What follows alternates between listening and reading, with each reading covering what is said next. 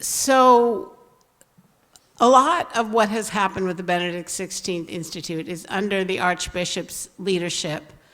And a lot of it is paying attention and breathing on what seems to be resonating and making a difference. And actually, very early, I think it was September 2017, I'd just been brought on as executive director. Archbishop says, there's this composer guy in Oakland, you know, go have lunch with him. And I learned so much, and I wrote a profile about his life in our online magazine, CatholicArtsToday.com.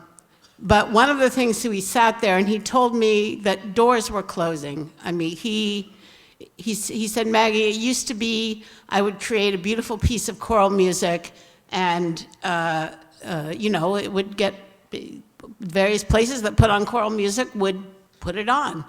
But there was a sense that the politicization of culture was reaching a point where all the doors were closing.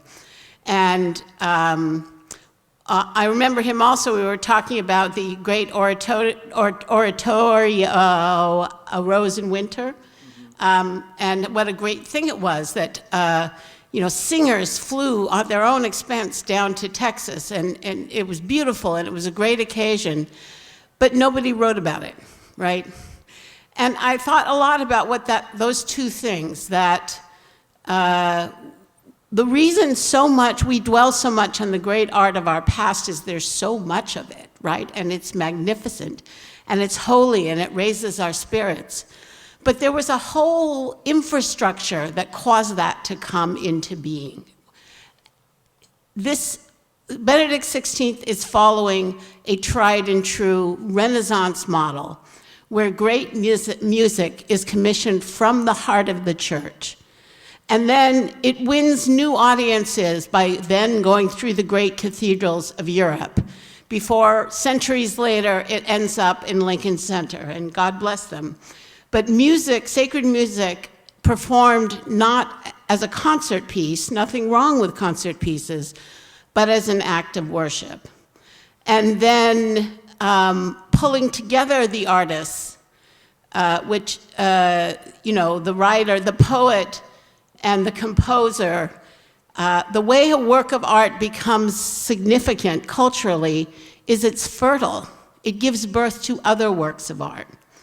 And this is now a basically 4-year-old experiment in making something new and beautiful and important happen. And again, it's without the Archbishop's leadership, none of this would be happening. And I think it's an extraordinary thing that you're here and are part of. And this is my answer to the question about how do you not despair. And the answer is you build. The forces of chaos and entropy and destruction have always been around us.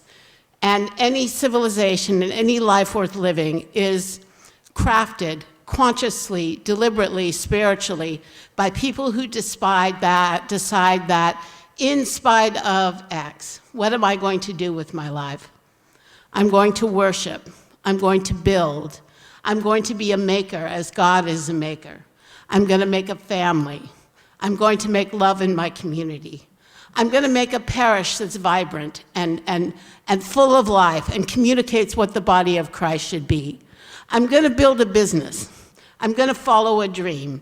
I'm going to make a school happen where there never was a school before, and we're seeing that with classical liberal schools. Parents are starting schools, right? And that's a choice. If you look around you, wherever you are in your life, there is something you can do to build, to be a creator, to make love happen in this world now. And when you do that, something is unleashed, it's the grace of God, right? But what it means is to realize that all of those, and this, I wrote a column about this for the Catholic Herald, because I started thinking about the great masses of the past. People say, oh, there's too many problems now, we can't, it's a luxury item.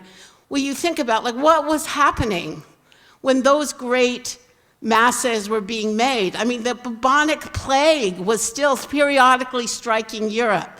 You know, there were troops actually invaded the Vatican, right? And you know, they were being used as stables.